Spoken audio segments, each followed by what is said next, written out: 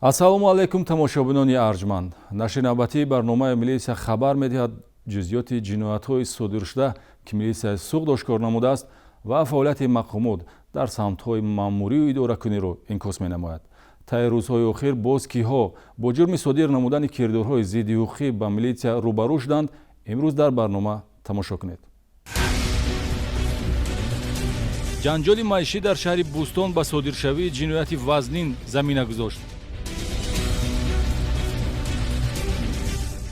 боздошти падар барои латукуби фарзанд сабаб дар чист? Фарзандбезорӣ ё омилҳои дигар? биём ҳамин ҷудо шавам, ҳамин заниша гирад, соф шавам, гуфтам ман хеле киди ҳамин кора кардам.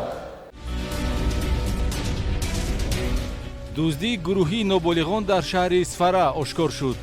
Инҷанда салафан буд, сетка. Аз сетка гирифтем як-якта ҳамаша анхнех. аз худкунии маблағ аз ҷониби назоратчии барқ ва қаллобӣ баъди истеъфои вазифа. Бегиҷонов Улуғбек, собиқ коргари барқ, аймоз сум гирифтагӣ буда РВКД.